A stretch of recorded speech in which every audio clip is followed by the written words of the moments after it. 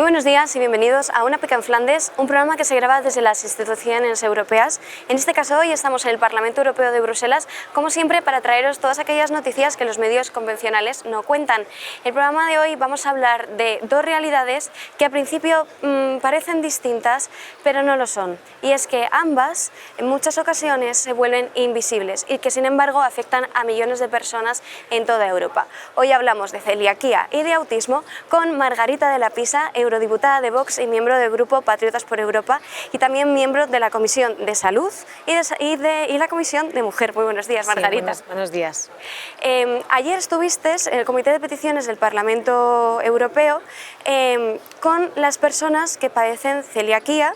También a lo largo de la semana pasada te reuniste con varias asociaciones españolas e incluso enviaste una pregunta a la Comisión para, de alguna forma, denunciar que algunos Estados miembros ofrecen ayudas económicas para estas dietas, para los celíacos, sin embargo otros Estados miembros todavía no lo reciben. Haznos una valoración de toda esta semana.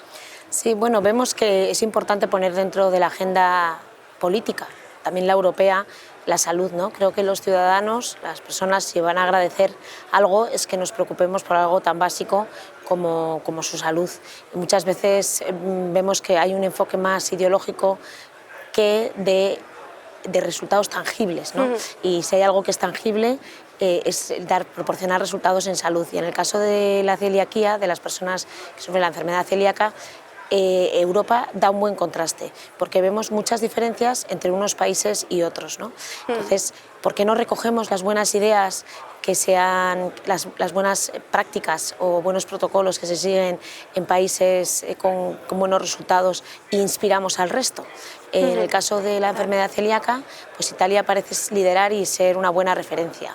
Por supuesto que tendrá temas que mejorar, las personas con enfermedad siempre se enfrentan a dificultades, pero sí que puede inspirar a otros países.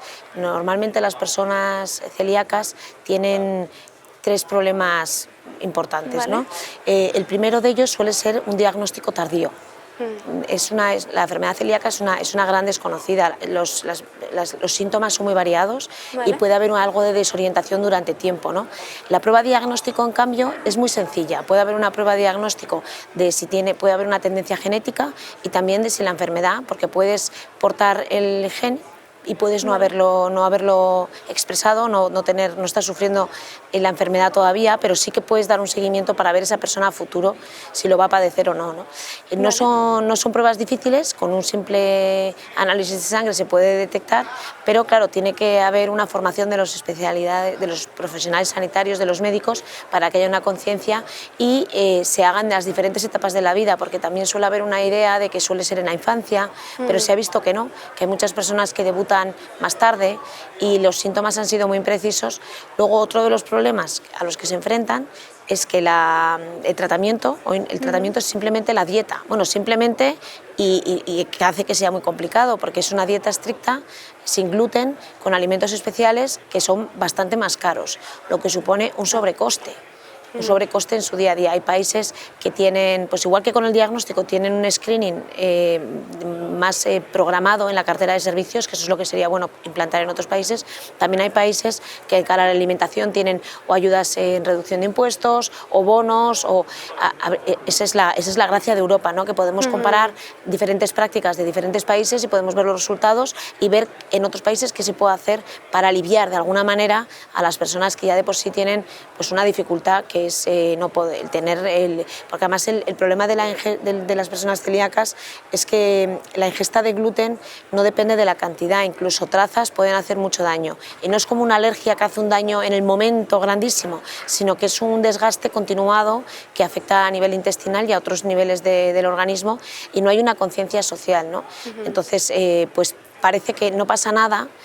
Entonces hay que crear una conciencia social de comprensión de lo que es esta patología. Y luego el tercer problema es el social, el de poder ir a un restaurante. Como te comento, claro, es difícil el tema de garantizar la ausencia de trazas, o no hay una reacción como una alergia anafiláctica importante. Entonces los restaurantes pueden no estar concienciados o no saber los protocolos que tienen que seguir a nivel de cocina para poder proporcionar un menú para las personas celíacas. celíacas. Entonces estamos también queriendo trabajar con los hosteleros de primera mano para que entiendan que, porque no se trata de analizar e intentar perseguir que lo consigan, sino que entiendan que si dan un menú para celíacos, esa persona va a venir acompañada de otras personas, es agradable, o sea, también es una oportunidad de negocio de hacer las cosas mejor, o sea, alentar y trabajar junto.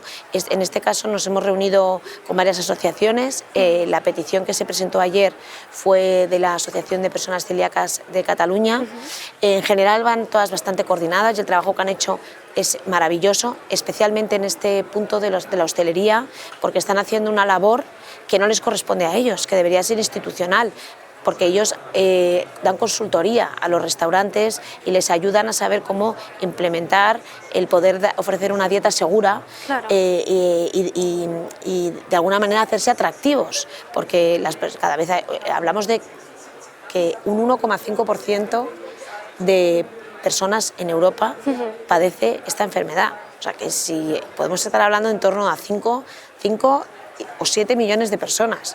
Os hablamos de un volumen de la población muy grande a los que pues, lo que deberíamos los políticos y los servicios públicos es ponernos a su servicio y aliviarles algo, ¿no?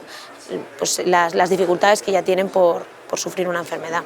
Ayer escuchábamos a un padre, por ejemplo, que decía que tenía que acompañar a su hijo al colegio porque en el comedor nada más tocar el pan le daba incluso reacción, ¿no? Esa es la situación. Sí, sí, ¿no? Y a veces el tocar el pan no hace una reacción que todo el mundo pueda ver, pero a nivel intestinal provoca una inflamación que le genera un montón de dificultades, a veces visibles en el momento por problemas digestivos, otras veces pues a lo mejor es un retraso de absorción de algún nutriente que hace que luego pueda manifestar, por ejemplo, problemas neurológicos.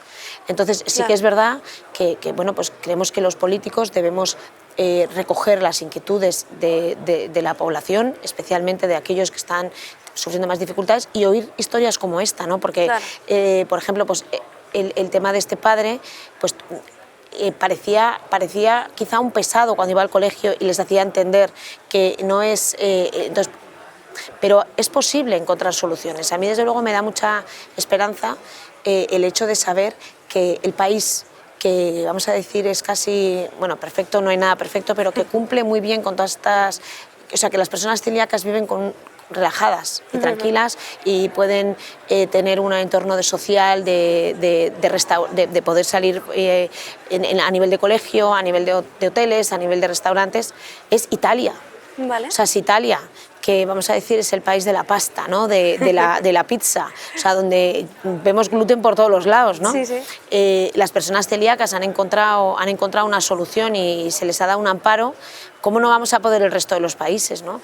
Entonces, aquí se trata de aunar voluntades, intercambiar buenas prácticas. Sí que hay normativas europeas, que es verdad que no se cumplen tanto, porque sí que, igual que a nivel de otros alergenos, como pueden ser la traza de frutos secos y también de huevo, se cumplen, ¿no? Pero porque es verdad que los restaurantes tienen un pánico, ¿no? Saben las consecuencias que puede tener para una persona el hecho de... porque es una reacción anafiláctica en el momento que esa persona va al hospital, y entonces como que es más, vamos a decir, más visible y más... instantáneo. Entonces eso se cumple, o sea, las personas que pues, tienen la dificultad, evidentemente no tienen que ir mirando etiquetas, tienen que ir sabiendo sus requisitos, porque además a veces hay convivencia de este tipo de sensibilidades o intolerancias o alergias, porque incluso a veces con la diabetes. Entonces es verdad que justo por eso hay que aliviarles, ¿no? Porque ya es difícil para ellos una vida donde tienen que ir mirando etiquetas y sabiendo qué tiene y qué no tiene, etiquetas muchas veces escritas en una letra diminuta, o sea que hasta esos gestos pequeños se cumple la normativa, se dice que tiene que haber una etiqueta, pero luego a lo mejor una persona de determinada edad, como yo, que ya no siempre leo perfecto, tengo que hacer una lupita, entonces se trata de acercarnos a quien está en esa situación, claro, intercambiar con ellos las impresiones, que nos digan las dificultades que tienen, y nosotros, de forma tangible, de forma práctica, directamente, poner soluciones que a veces no son tan complejas. A veces, claro, supone un sobreesfuerzo por determinados sectores o determinado, pues, por ejemplo, en el caso de los profesionales sanitarios, pues vamos a ayudarles a que puedan tener la formación para poder detectar fácilmente los síntomas o a lo mejor que en la carta de servicios sanitarios pues incluya ya, se programen determinados test, incluso desde la infancia, para saber quién puede tener una predisposición, quién no, quién tenga una predisposición, quién tenga un seguimiento más cercano. Otros sectores, por ejemplo la hostelería, pues claro que para ellos puede ser en un primer momento un sobreesfuerzo, pero hay que ayudarles, o sea, no solamente tienes que cumplir con la normativa y generar, porque no se trata de eso, y además si hay algo que no quieren las personas con enfermedad celíaca es eso. Claro. Porque entienden que tiene que ser un win-win, vamos a ganar todos y bueno, y eso es lo que estamos intentando desde aquí. La petición de ayer pues subrayaba y hacía ver la realidad de lo caro que es una dieta para personas celíacas, es un sobrecoste y es como su medicina. Vamos a decir que para una persona celíaca su dieta es su medicina. Igual que entendemos que a una persona diabética se le ayuda con la insulina, porque son medicinas que suponen una cantidad mensual importante, que claro, pues que quien tiene un poder adquisitivo alto podría, pero bueno, aún así se trata de que en ese sentido haya una equidad y quien tenga una dificultad importante reciba la ayuda, ¿no? Claro. Y entonces no se ayuda con la dieta, ¿no? Entonces, pues yo creo que es una exigencia razonable el pedir que igual que se ayuda a otros pacientes con su medicación, a las personas celíacas se les ayude a poder soportar el incremento de precio de lo que es su dieta, ¿no? Y también a exigir pues, que tengan, que eso es verdad que ya se ha avanzado mucho, aparece, yo por lo menos siento una satisfacción por parte de la sanidad, porque antes no encontraban alimentos que pudieran suplir otros. ¿no? Antes era muy difícil. Sí. Tenían que ir a tiendas especializadas, que es verdad que quien no esté en el centro de una ciudad, pues a lo mejor tenía más dificultad tienen que hacer desembolsos como de repente importantes. Era una tienda solo la que tenía el tipo de productos, entonces tenían que ir y comprar para tener para más tiempo. Y ahora parece que eso, a nivel de grandes superficies, o sea, parece que es algo ya más naturalizado. Probablemente haya que mejorar y llegar a que los alimentos sin gluten estén accesibles pues con la capilaridad que tiene la geografía europea. Seguramente siga siendo todavía un desafío en algún país, claro. Pero ves, en eso se ha mejorado, entonces se trata de ir dando pasos, ¿no? Igual que ahora hay acceso a ese tipo de alimentos, ahora vamos a intentar que ese sobrecoste sea posible, ¿no? Hay muchas fórmulas, que si, por ejemplo, hubo una temporada que el pan sin gluten, el pan normal no tenía IVA y el pan sin gluten sí. ¿Por qué? Porque al ser pan sin gluten no estaba dentro de la categoría de pan. Y entonces, bueno, entonces sí que hay temas legislativos, por eso hace falta. Son necesarios esos pequeños cambios y esta relación de los servidores públicos, sobre todo además en el caso del Parlamento, los diputados somos los representantes de los ciudadanos, de conocernos, de profundizar en sus problemas no verlos como problemas suyos, sino como problemas de todos y en ponerles solución. Entonces, pues se trata de eso, de trabajar juntos para conseguir que las personas que ya tienen de por sí dificultades, pues por lo menos se encuentren amparados y hacérselo lo más fácil posible, ¿no? Bueno, no dejamos el Comité de Peticiones del Parlamento Europeo porque nada más terminar la grabación de este programa se va directa otra vez, pero esta vez para reunirse con unos peticionarios que quieren denunciar un poco la situación que tienen sobre todo los niños en el ámbito escolar, ¿no? Más educacional, con el asunto del autismo. Cuéntanos. Bueno, el autismo es otra realidad que también tiene sus casuísticas, ¿no? Que también hay que conocer. Cuando hablamos de autismo hablamos de un espectro, es decir, hay muchas diferencias también entre los niños que sufren este espectro con necesidades muy distintas. Ya de por sí las familias tienen dificultades, sobre todo cuando se encuentran con un bebé, el retraso en el diagnóstico vuelve a ser otro problema, la incertidumbre, el saber el camino.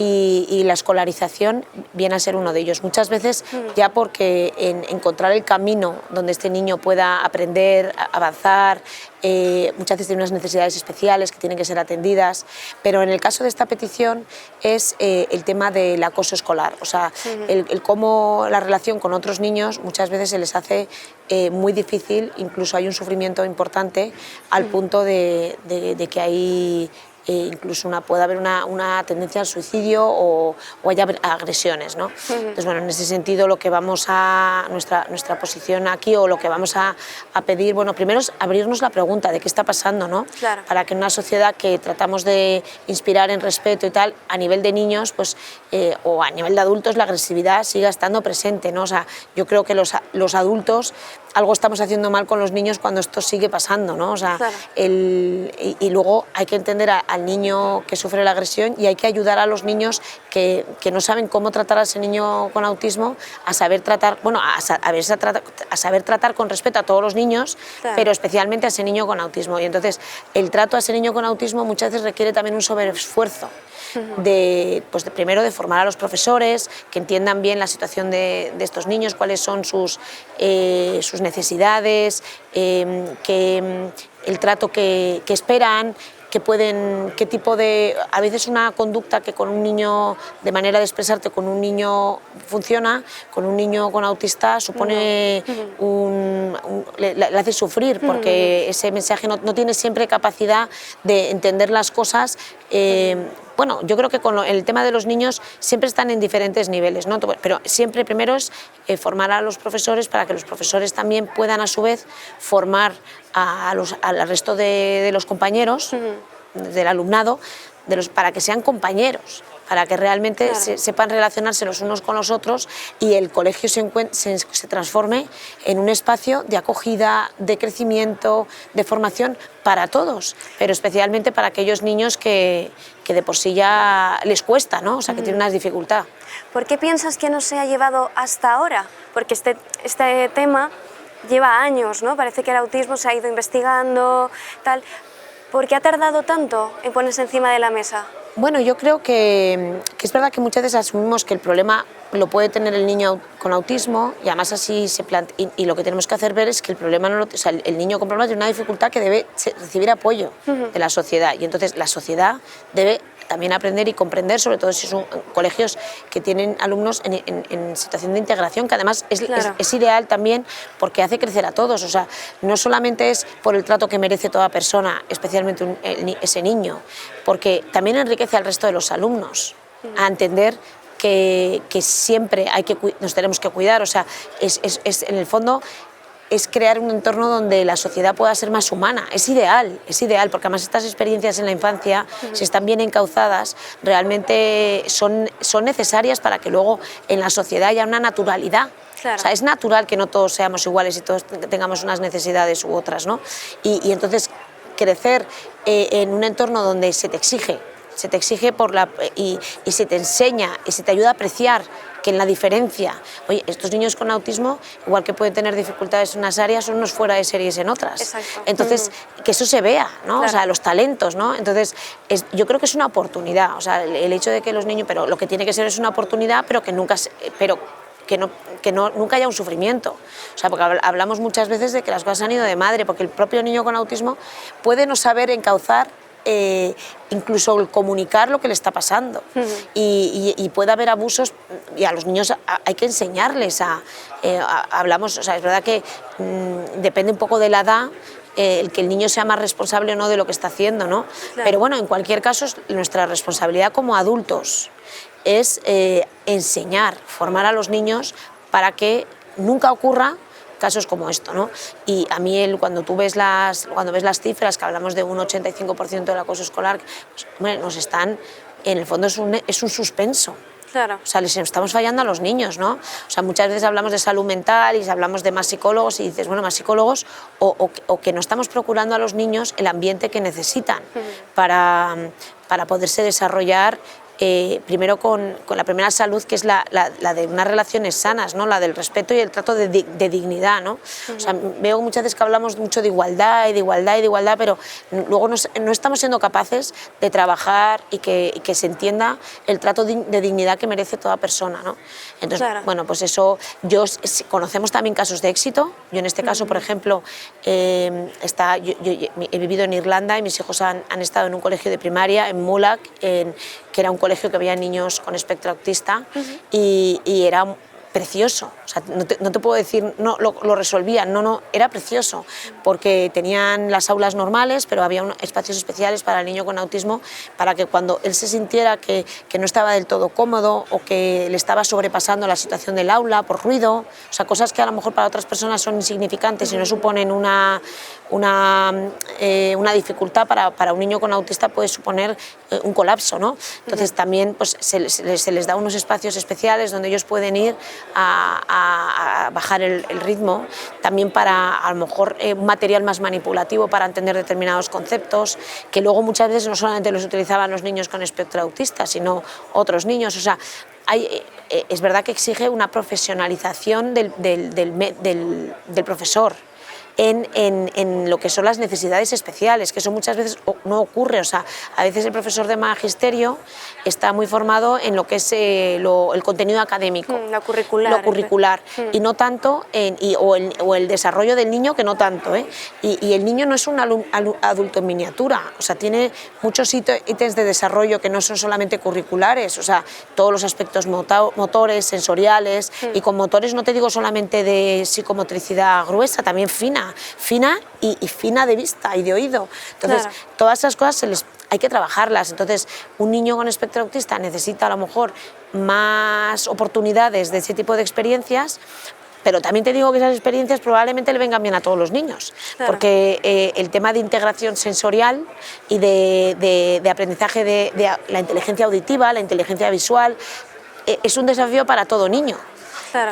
Para unos más y para otros menos. Muchas de las dificultades del aprendizaje están detrás de esta. Entonces, sí que es verdad que hay que formar más al profesorado en estas necesidades especiales que tiene cada niño en su desarrollo y que no son siempre tan... O sea, el adulto...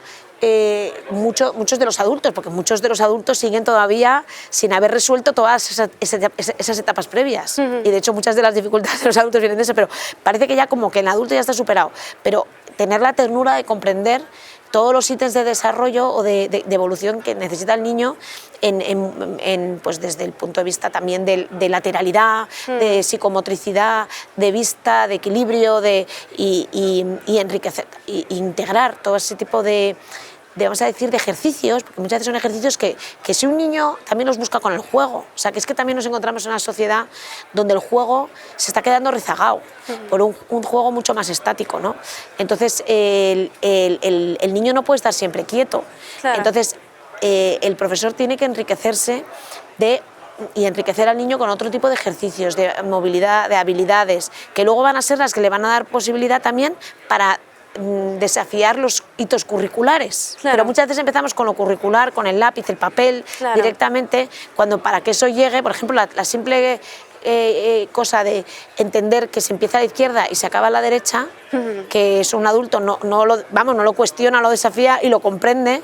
Para un niño es por qué empezamos en la izquierda y acabamos en la derecha. Claro. Hay otras escrituras que son de arriba abajo y otras de abajo arriba. Claro, tiene que haber un equilibrio. Tiene que haber un equilibrio y entonces ahí tiene que haber una formación del profesorado, no solamente en patologías o en enfermedades como es el espectro autista, es una comprensión más amplia de lo que es el niño y los hitos. Así ese niño también autista se sentiría más uno más. Claro. Porque en el fondo el niño con espectro autista puede ir retrasado o tener unos hitos diferentes, pero a lo mejor tener unas habilidades especiales en otro, ¿no?